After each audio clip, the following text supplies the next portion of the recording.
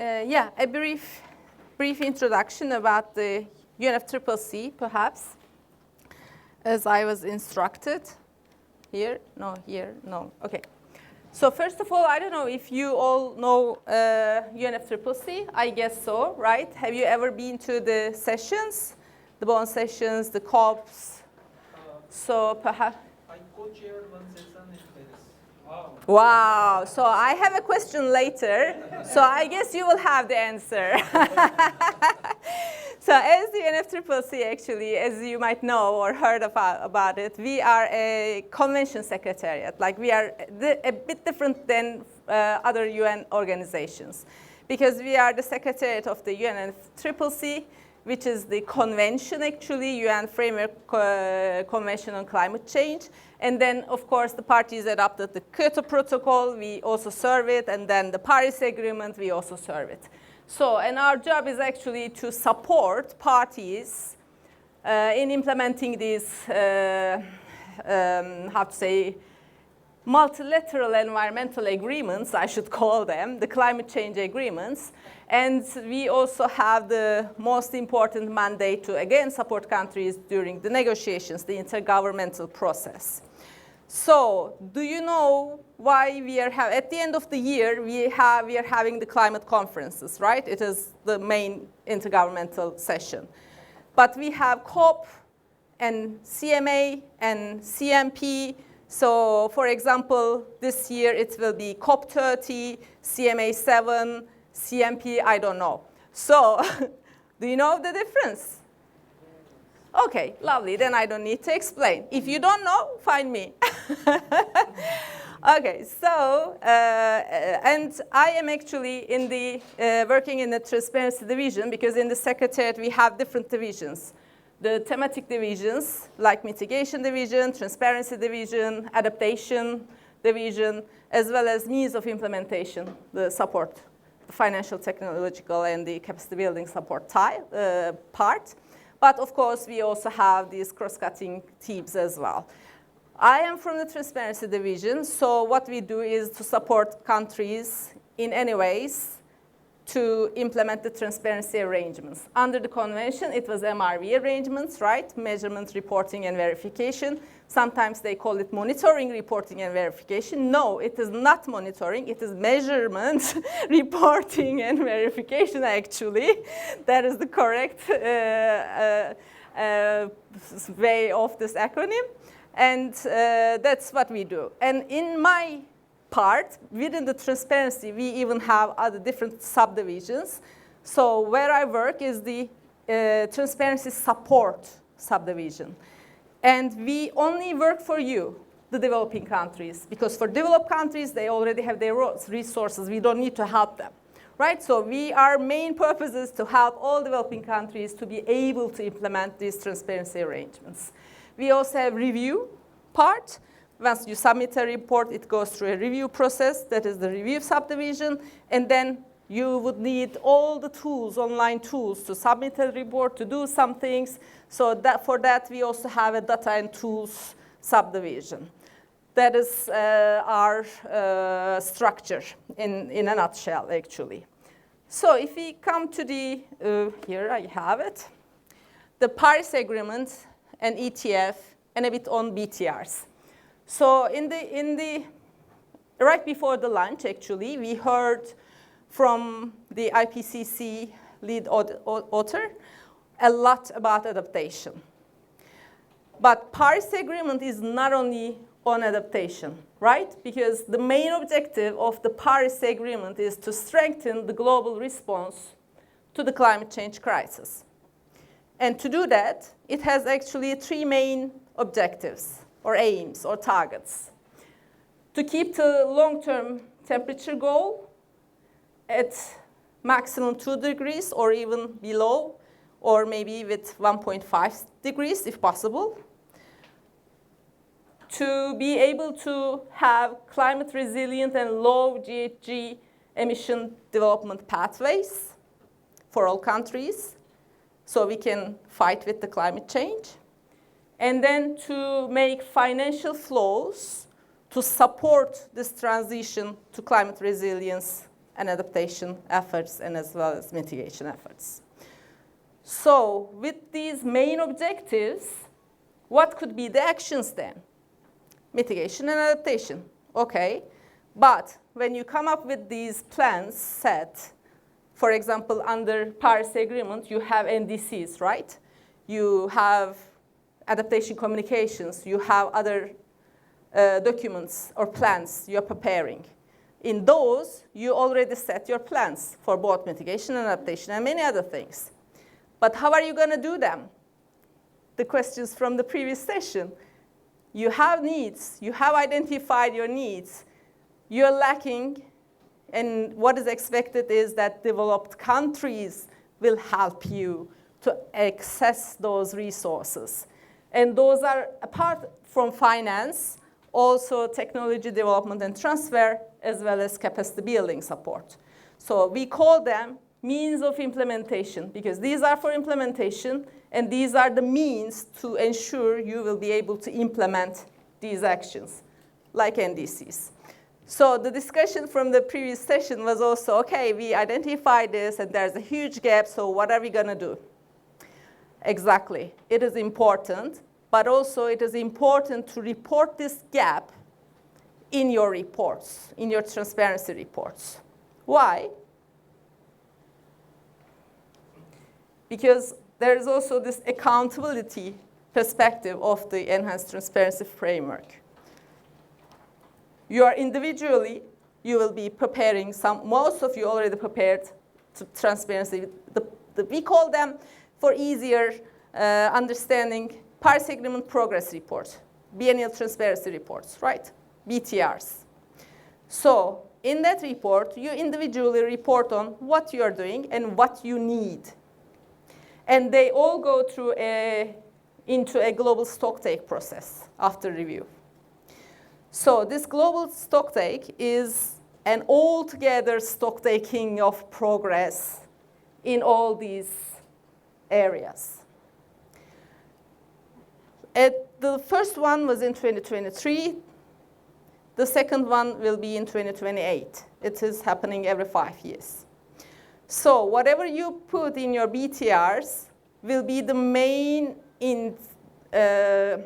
input to the second global stocktake.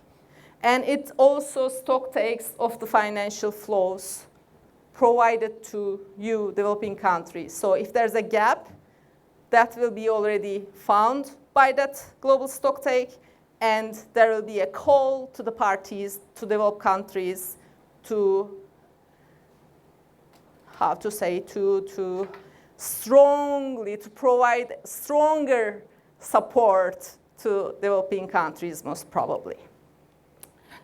Yeah, so, and apart from these, of course, there is this compliance mechanism of the Paris Agreement as well. There is a body for that, PAIC, Paris Agreement Implementation and Compliance Committee. It is to facilitate implementation and to promote compliance. Though it is not kind of a like intrusive or punitive process, it just tries to find out what is missing. Like if you have not submitted a BTR by the deadline, and if you are not an LDC or SITS, you should already have received a letter from PAIC. They ask each and every country who missed to submit an NDC as well as who missed to submit a BTR an explanation in terms of what stopped you to submit these documents. And there you can provide some insights, finance gap, capacity gap, whatever else. So they will try to come up with some solutions or suggestions to you. And they will also try to make this visible in their reports as well. So you should see this as a kind of a two-way communication between you and the multilateral system. If we go a bit more into the enhanced transparency framework, yes, it is, again, the transparency, as the name implies, is for transparency, right? For everyone to understand what is happening. But it is actually enhanced transparency framework for action and support So it's not only for action, it's also for support. When you're reporting, mostly developing countries are reporting on their action. We are suggesting them, don't miss the chance. Also report on your support needs. On the other hand, developed countries has to report on the support they provided. So at the end, you can also have a look at their reports and see if it matches with what they gave you. Sometimes they don't. It doesn't match sometimes. So you can also see this as a way of accountability tool as well, these reports. So in a nutshell, actually, Enhanced Transparency Framework, from now on I will call it ETF. ETF is established by Paris Agreement, by its Article 13. When? The gentleman? When was it? 2015. In which year we are now? 25. It's been 10 years. And the first BTRs were only due last year. So why? In NDCs are all hit by 2020, so then we have to report the progress by 2021 and 2022. Yes, one way of explanation, perfect. Another point, modalities, procedure guidelines. they established the ETF, but they couldn't find time to discuss the details. So they ask you exactly, first you have to have your NDCs, right? Even before the Paris Agreement, you have prepared and submitted INDCs, right? Intended communications. And then you started to implement it, hopefully by 2020 or something, right? And then in the BTR, yes, one of the reporting teams is on progress of this NDC, but there are other areas as well. But how are you going to report? What are the rules? Yes, what is the structure? When you report, what will happen to that report? The review process. When the review process is done, how are you going to share it with the other parties? FMCP, this multilateral facilitated multilateral consideration of progress. So all these also took years, exactly. They could, the first set of MPGs could only get decided by the first CMA decision, this decision 18 CMA 1. And anyone knows which year was that? 2019. 2019. 4 years after parties could adopt the Paris Agreement, it took 4 years of negotiations because they set all the details. Which gas to report under which conditions to which certain. It is a huge detailed decision. And then they saw that it would be helpful also to have some reporting templates, right? So 2 years later, those templates came. And then parties, you also asked us to develop an online tool to be able to submit these tables and reports and everything, and also to conduct trainings for the reviewers who will review these reports, because it's not us reviewing, it is you reviewing these reports again. So it took another 3-4 years and everything. So, and in the meantime, there was a huge discussion related with adaptation-related matters, because as you know, adaptation, so in the reporting part, this is the architecture of the ETF, right? Reporting, reviewing, and consideration. And in the reporting part, these first two are mandatory. Everyone has to report inventory and DC progress. What about adaptation? Support provided and support needed. For adaptation, is it mandatory? No. You have all the choices. For support provided and mobilized, for you, it is not, it's optional. For developed countries, it is a must. So for support needed and received, this is again for you. Developed countries cannot report on this part. So for you, it is again optional, actually. It is not mandatory. But then there was this discussion. Parties start to raise this thing. In the NDCs, you have mitigation targets as well as adaptation targets, right? So why are you prioritizing mitigation, reporting on mitigation? Everything is mandatory. Why not for adaptation? This is how you parties decided. But then there was also this discussion because adaptation is so nationally determined, so specific to each country or region. So it is very difficult to pressure someone to report in some distinct rules. That's why they said, I am not very aware because I was not involved in the adaptation part. I was again at the mitigation and transparency part. So that they said, okay, let's keep it optional because eventually if you see it important, you will report it. If you don't have time or energy, then you may skip it. So let's not put additional burden on developing countries. Still, developing countries were of the view that, okay, then let's make adaptation shall and progresses NDCs should. That could work as well, but you parties agreed to this architecture and rules, so we have no say there.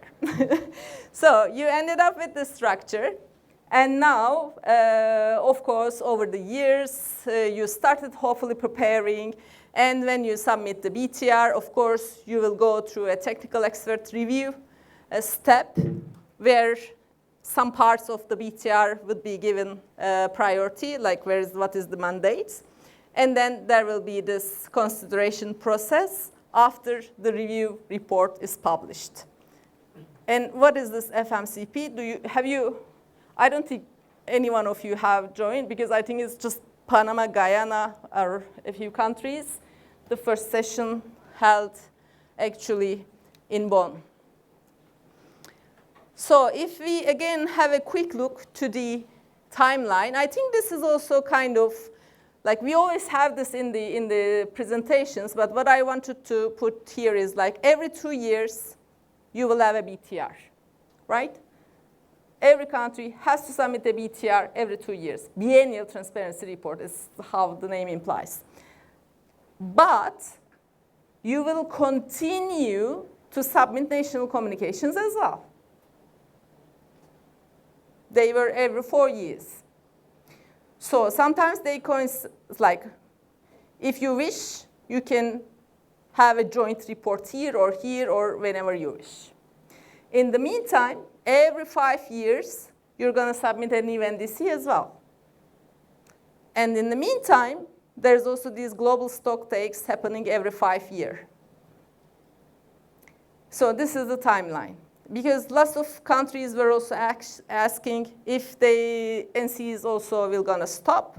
No, national communications will continue.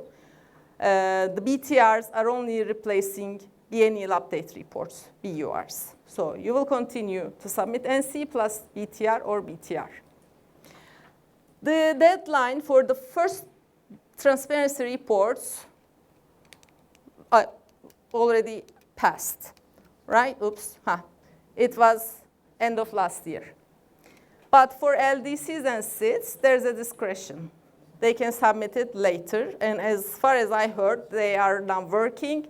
Many of the SIDs and LDCs are working. So we are expecting them to submit this year or next year. And then, of course, the other communications will continue.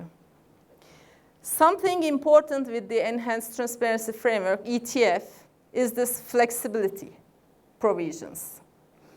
Because with the MRV system, with the convention system, there were 2 tracks. One for developed countries, one for developing countries.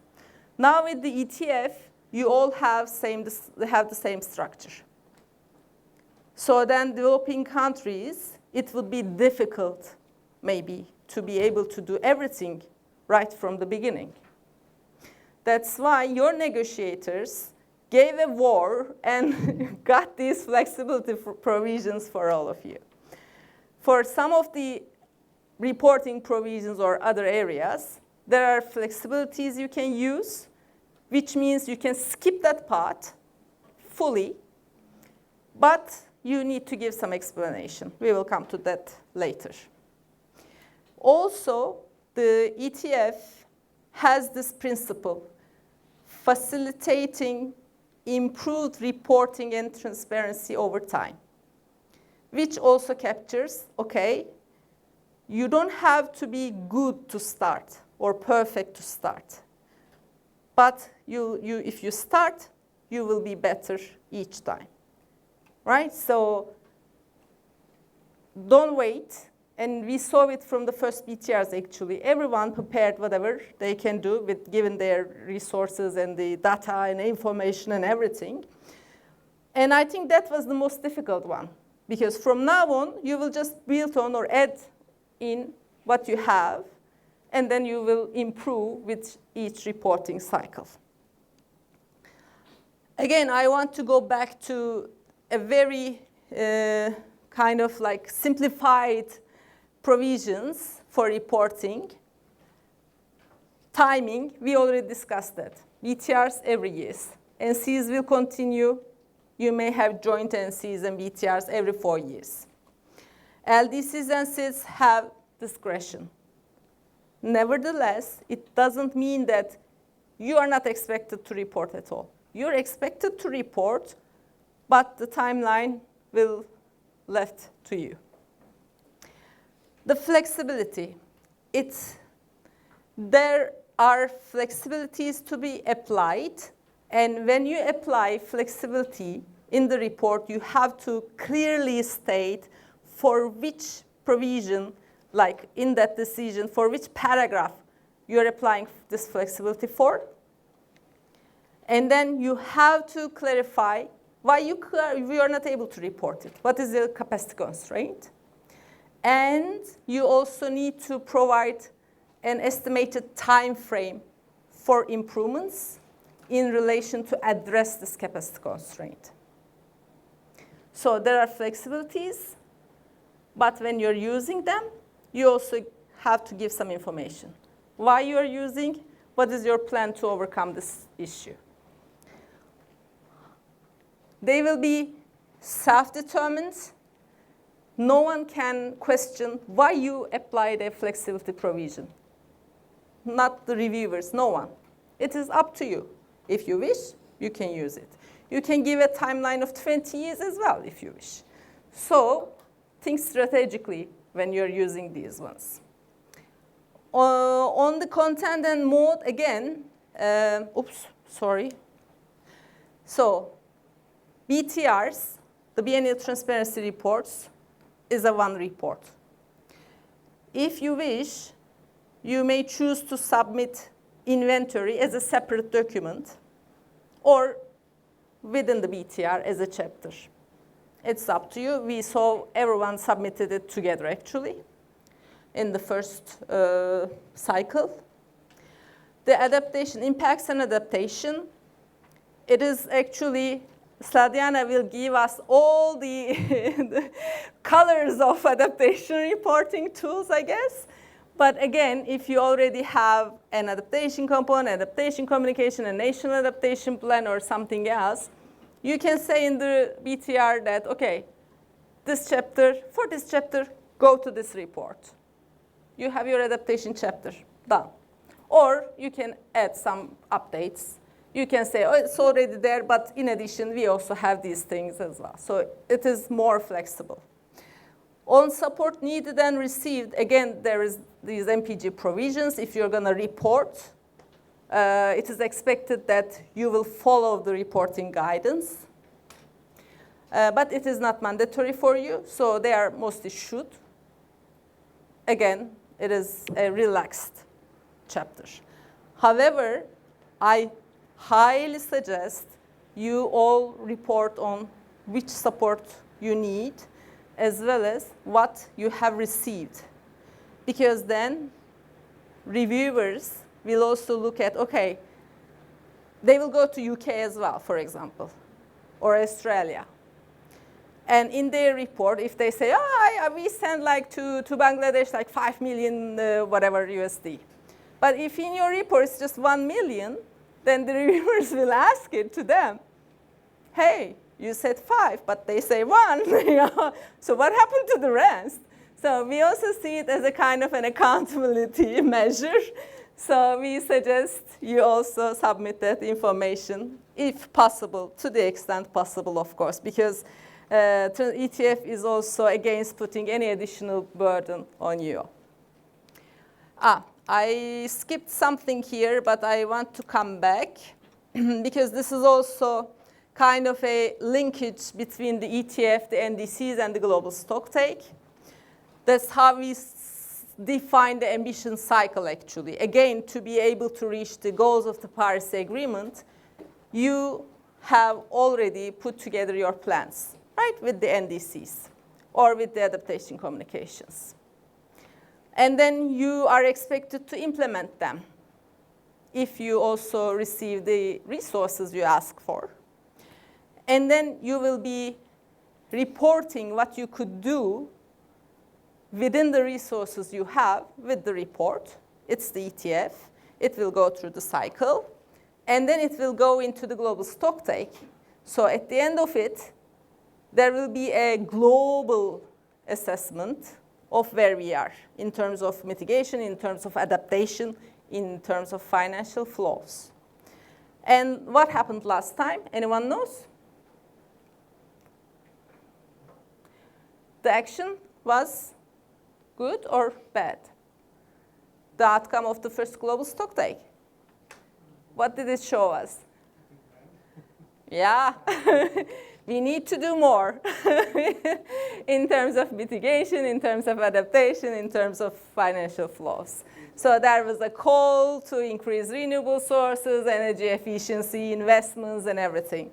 So that was a call again for the developed countries. So hopefully at the next one, 2028, we will see if there has been some movement or not. Because then again, you parties see these results and can have stronger calls or other means. Again, we are in your hands there. Okay, so where were we? So here I also wanted to put together this slide. This is just to show, actually, you were already reporting most of the information within the BURs and within the national communications. So BTRs are not bringing in a completely new structure or information to be reported.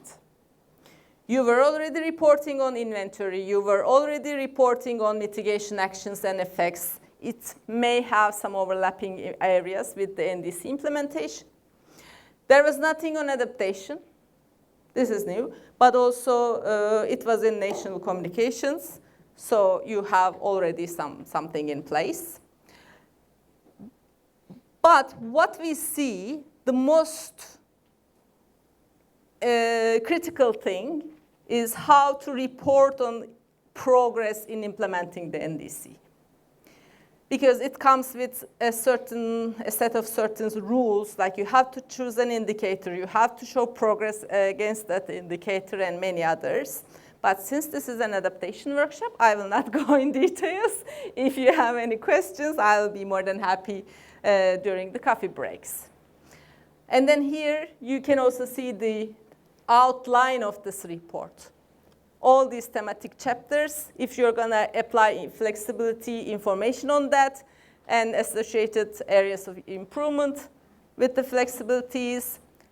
And for example here, if you will submit NCs and BTRs together, then these are the NC chapters, national communication chapters. You can just bundle them together and submit as joint NC plus BTR document. That is fine. Lots of them has been done. One more thing is these tables, the templates, right? So when you're reporting on mitigation, NDC implementation, there are some tables. We call it CTFs, Common Tabular Formats. Okay, there are a number of them, but only 4 of them are mandatory. If you're reporting on inventory, there are these CR, common reporting tables. They are huge. It has to be for every year. They really need effort to prepare and submit them. For adaptation, there are no tables. For FTC part, for support part, there are also CTFs. There are also CTFs, but you don't have to use them. It's up to you whether to use or which ones to use. And one more question. So there are flexibilities for inventory part. There are flexibilities for NDC progress chapter. But there are no flexibilities for adaptation chapter. Why? Voluntary. Yeah, because flexibilities are for those rules that are mandatory. If it is a shall, then you have to report it. And if you will not be able to report it, then they offer you a flexibility. If it's already not a shall, then it means you may already not have to report it as well. All right, so you can think that way as well. The MPG, the decisions language is that. Shall is mandatory. Other than that, all the rest is not a shall. Once you submit the report, then in the ETF, we move to the second step, the review, right? And then what we do is actually we put together a team of experts based on your report. For example, if you don't have an adaptation chapter, we will not bring an adaptation expert. So we put together these review experts. We choose them from the roster. How many of you are in the roster of experts? Just two, come on, why not? We have all the trainings and everything. So I highly suggest you to go to these trainings, take the exam, and be a reviewer. It's really an excellent opportunity. You will just, you have the chance to go to any world, any country on the world. I think one reason is not many people are invited for actual review, because if you see Nepal, there are maybe 20 reviewers, but so far only one or two have been invited up to this time. I think it has been several years since that ROE has started. So I think this year is the peak year because we have just started with the BTR reviews. For BURs, we don't have resources anymore. So unfortunately, that has stopped. But from now on, we need all the experts on board. So I would highly suggest you take these courses. It's just online. You can just read them. And I think the courses are like super. The passing rate is over 90%. So I trust you, all of you can pass these. And then we would involve you in one of these teams. And then you will be going to another country, to Cambodia, and start reading their reports. Yes. So what are you going to do as a reviewer when you start reading NDC chapter of Cambodia, for example? What you're expected to do is also to go through these MPGs and see if they have reported all the mandatory parts. And if not, if they applied flexibilities as well, then if they provided these additional explanations. If they did everything, it's perfect. No findings, no recommendations. For the others, you can still encourage them to do that thing. Although it's not mandatory, you can just give some push, encouragement. But you cannot review or ask them why they choose an indicator to report on their progress. Choosing an indicator is your job. No one can ask you why you choose that indicator. What they can ask you is, okay, you choose this indicator, but how is it relevant to show progress with your NDC target? So they can just question this perhaps. And the reviewers for developing countries will also only look into the inventory and the NDC chapter. The others are not in the scope of the review. For developed countries, reviewers will also look into support provided chapter. In addition, you can ask for a voluntary review of your adaptation chapter.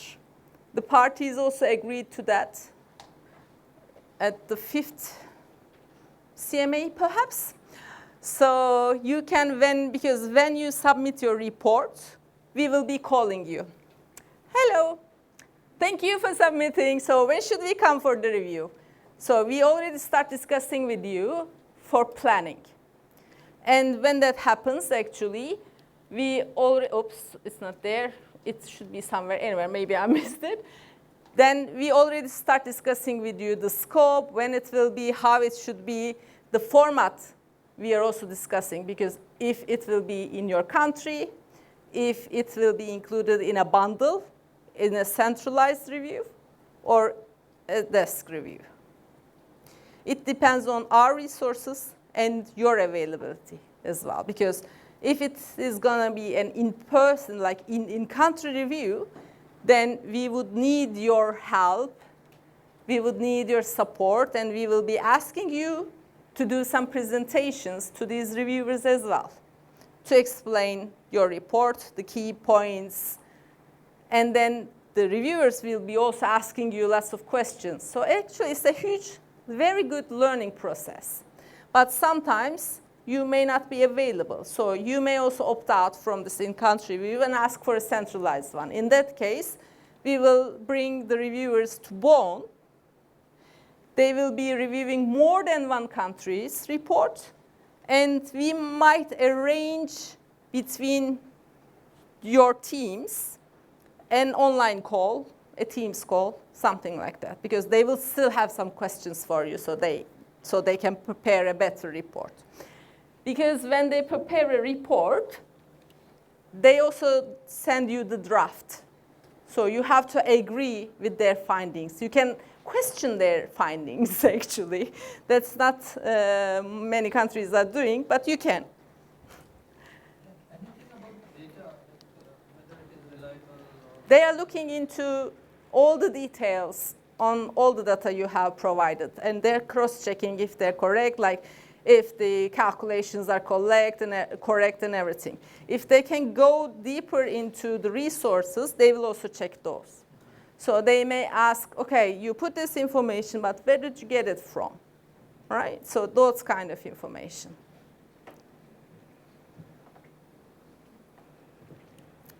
And when your report is reviewed and the review report is also published, then we will again call you and say, okay, the next FMCP is at that session. Are you willing to join? Right?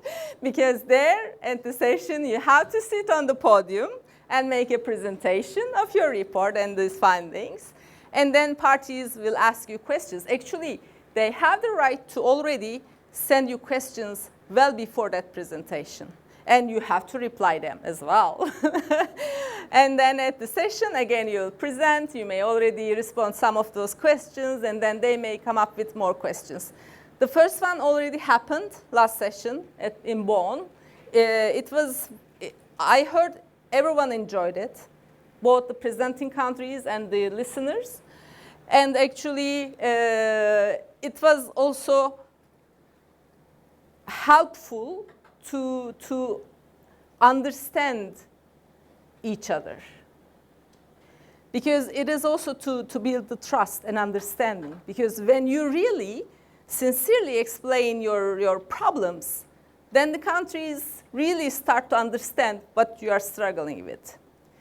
To be honest, no one is reading your reports apart from us and the review teams. So when you have this opportunity to present, then even though they didn't read your report, then they hear you. And it's really powerful to communicate your messages.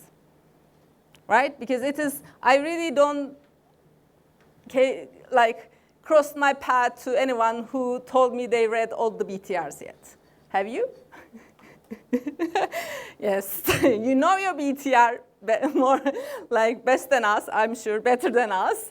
But maybe a few more if you're interested to see how others provided some information, maybe to get some inspiration, or maybe you were curious about something.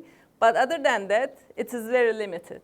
So I think this FMCP also gives this opportunity to you to kind of communicate the most important priorities you have. Because at the end, I believe the BTR is still a political document, and it should be your story and your narrative in how and why and what you're implementing and what your priorities are.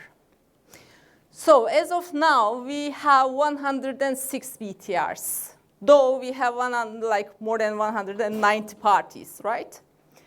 But I think there are like 70 LDCs and SIDs, so we are actually very close to almost full number.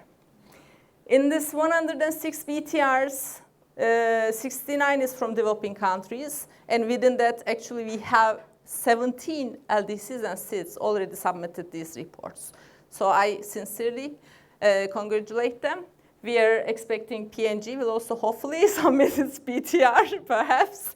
But we received it from Solomon Islands, like many others from Africa, LDCs, and a lot of others, 17. So it is really important. Of these reports, only 32 has been conducted, went through a review now. 29 is also in the planning. We will have another batch in December, and the rest will be delayed to next year. And as I explained, the third step under the ETF was the first FMCP, which already took place. And then the second one will be in Brazil. We expect like more than 10, maybe 10 or 15 countries to be presenting there. So we have a bigger batch now. So they are in the sequence of order of submission? Order of review report publication. Okay. Yes.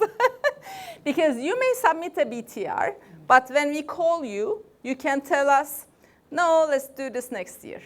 So that's why first we have to have a review report published for the thing. And then even you might have a review report published, but then we call you. You remember? And we ask you, would you like to be involved at this session? And you may still come up with, it would be better maybe next, so we will get ourselves prepared, or maybe something else. Like even with BELAM, the ongoing discussions, no one is sure what will be or who will be there. So I suspect some of the countries already kind of like the latest to the next session. Yeah, and BELAM is anyway going to be quite expensive and difficult to travel anyway. Exactly. Even we don't know if we will be going there, so we will all see.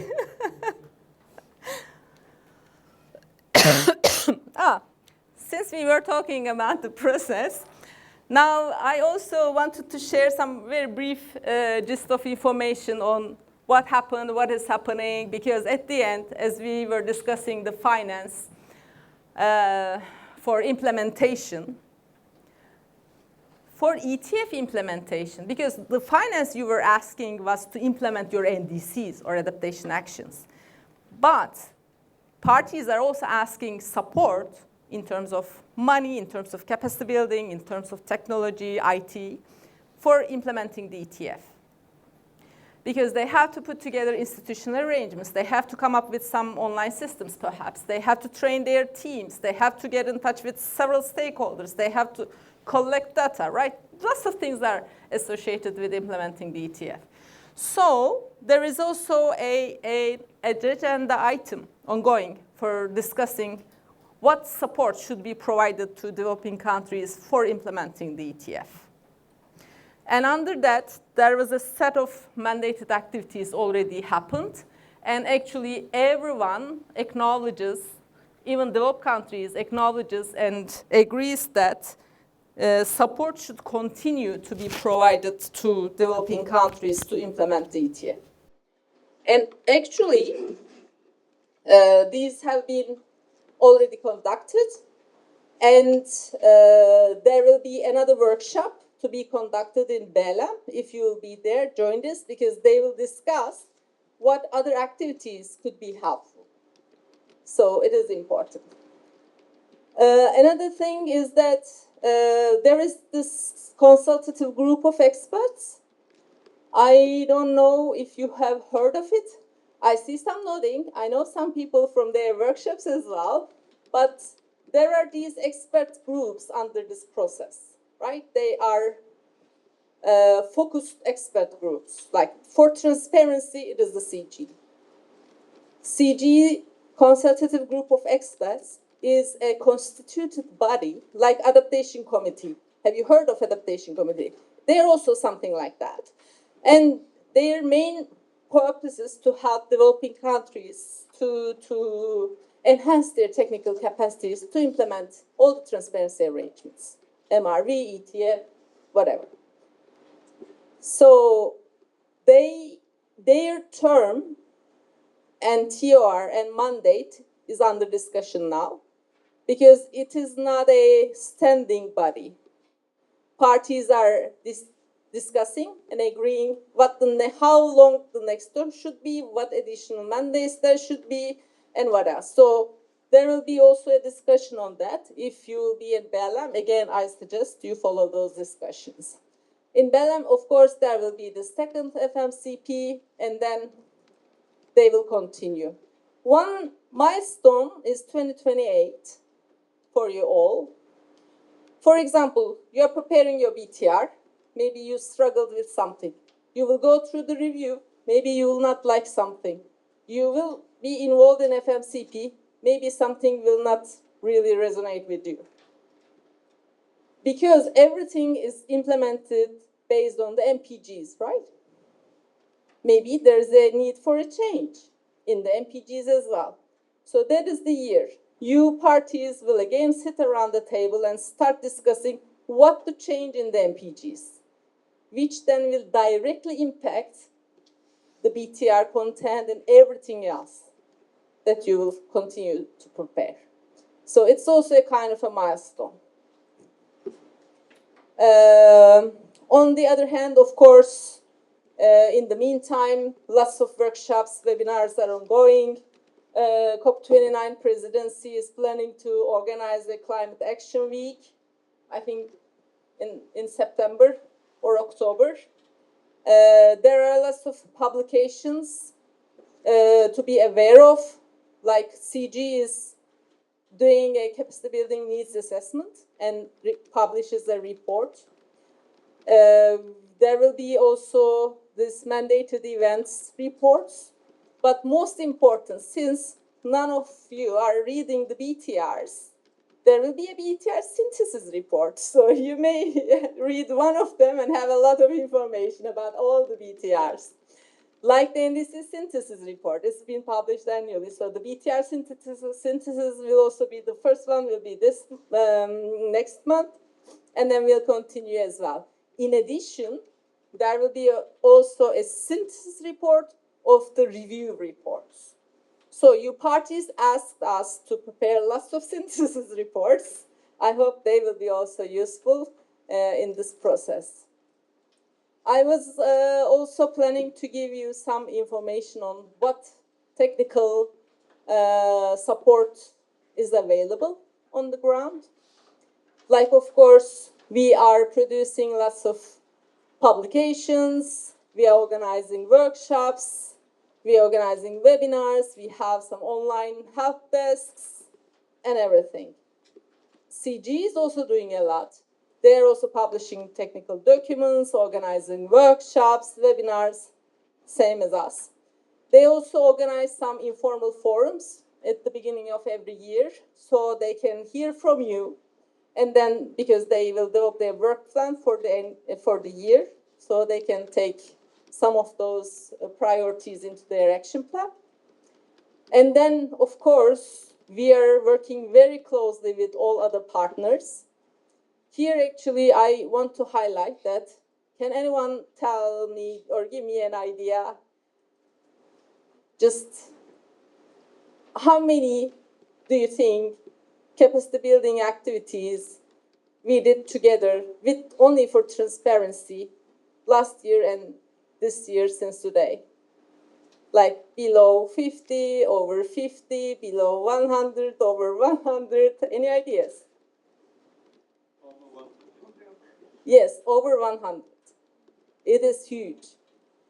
Can anyone guess how many participants or trainees we had in these active events? They were online, in person, one-on-one country, global, regional, sub-regional. Just give me a number. Thousands, meaning 1,000 or 9,000? I don't know. 5,000. 5,000. Anyone else? 10,000. Anyone else? Yes, closest. So I owe you a chocolate. I'll bring it tomorrow. It is almost 10,500. So it is unbelievable. When I put this figure in the speaking note for the ES and I share it with people, people just get, I think you put 10, like you just, there's a typo. No, we really worked very hard last year and this year. And this also shows, I think, the great opportunity and the collaboration effort with the other partners. So it was not only us, of course, we did it together with all the transparency partners.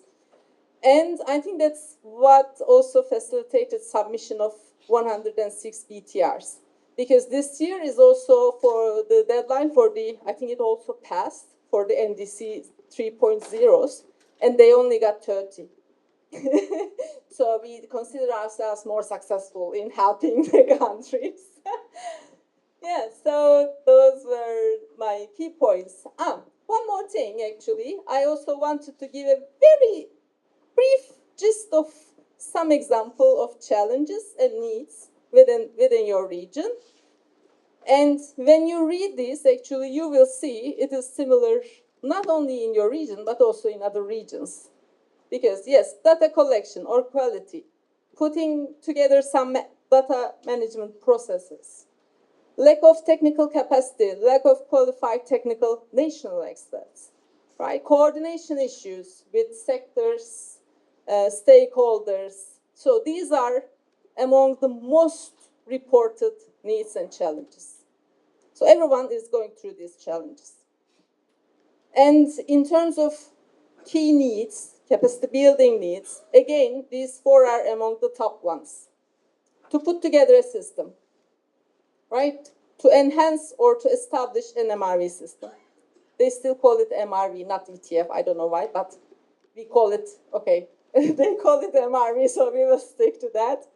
And then there's also this area of need. They need capacity building to use these templates, reporting templates. So we have this tool, no one knows how to use it. We have conducted tens of trainings, these clinics and everything. Now there's quite progress, but countries are still asking for this thing, okay? And then again, enhancing the data collection and data management systems as well as the institutional arrangements, and also leverage collaboration and engagement with stakeholders, international organizations, and other relevant stakeholders. So these are the main findings, and I think all can say that, yeah, we also have this issue. But I know that some countries also find some solutions to address these issues, but that is something we will go in more detail tomorrow, so I will keep it for tomorrow. And then my last few points would be actually everything is in place for implementing DTF, right? We have the decisions, we have the systems, you have started preparing the reports. Some are going through the reviews as well, even the FMCP. So there is no chance to stay out of it. Because the more you get involved, you will have a better idea on how to implement it.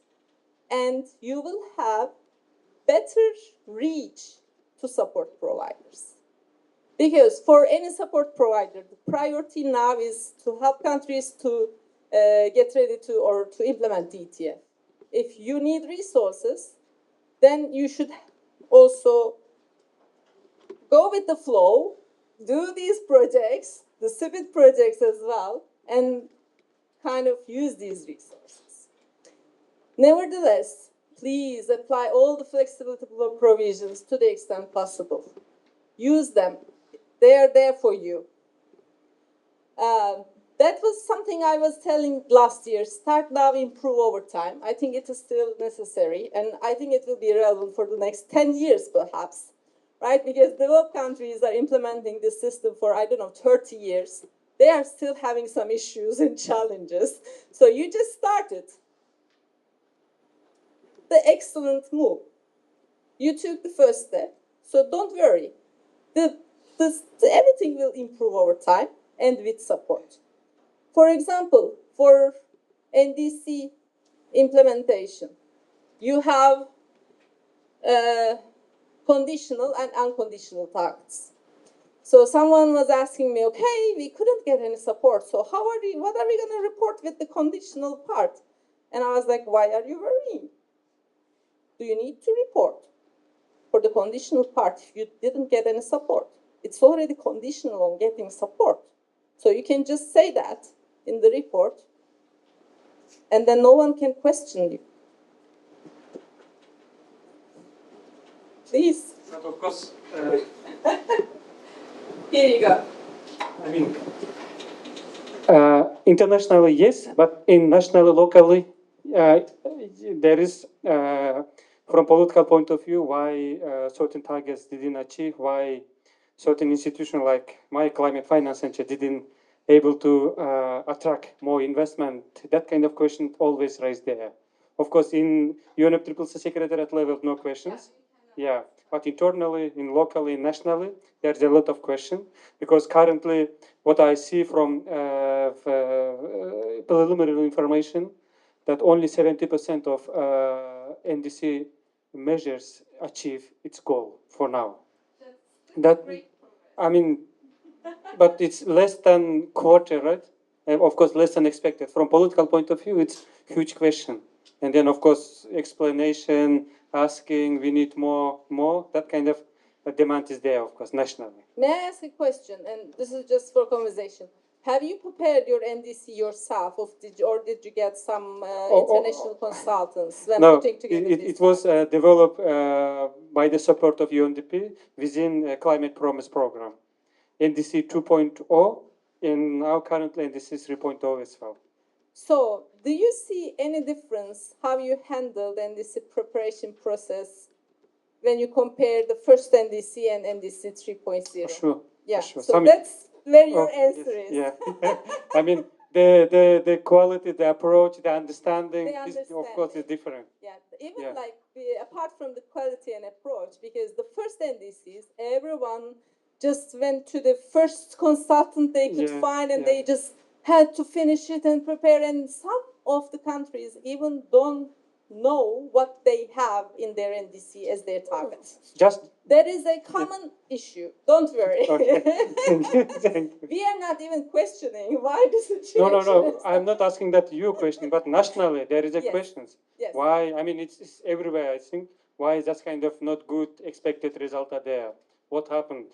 And then, of course, there is explanation that support is not coming and capacity is not there internally, for example. And then GCF is working not that much.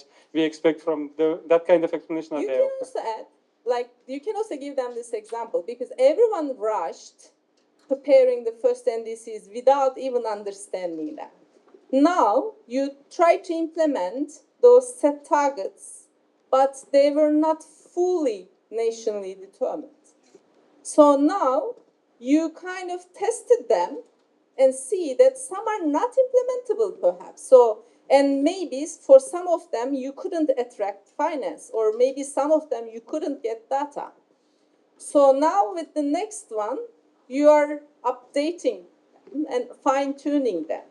So you may lean on to more attractive activities or to more implementable ones, perhaps. So that can be also a kind of a justification from some other countries I know that they're kind of using this. On the other hand, like the geopolitics, this economical situation nowadays, it is problematic for everyone. So I don't think even anyone will question that, even at the national level. And that, questions are very necessary. Yeah. You should train the opposition parties in Exactly. the democratic We are also doing that. question. Don't What is worry. going on, man? But also, I heard from one of the national experts that because they have all these targets, they even prepared the BTR. They received a list of recommendations, almost 100 lines. So the first thing ministry did was go to this person. What didn't you do? They even asked, what did you do? So what didn't you do? Like, why do we have these things?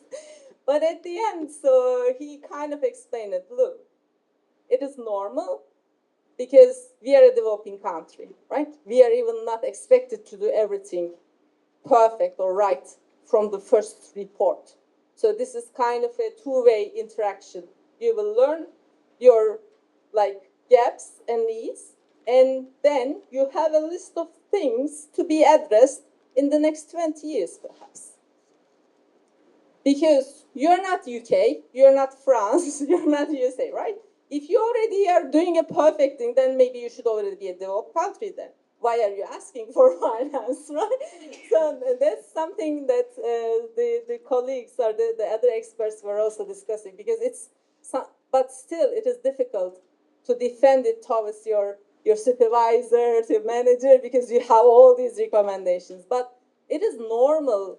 It is the nature of this process. So that's why we are also trying to have these high-level platforms and engagements and try to explain these policymakers, supervisors, and managers, even the ministers as well. For example, next week, there's this Global Transparency Forum. We have a high-level segment, which again, these will be the messages. I should also include this part in my speech, because yes, it is also important for them to understand. But again, for them to understand this, it may help if you already involve them at an earlier step, so they will start to understand the real dynamics, and they will already be involved, and they will have a better understanding like you, because you're all technical experts, you know, but they may not. So it might be easier as well. So I think, yeah, that was my last slide. I hope I was good with time. I don't know. But still, we had a lot of discussion. But if you have questions or any other reflections, we still have time.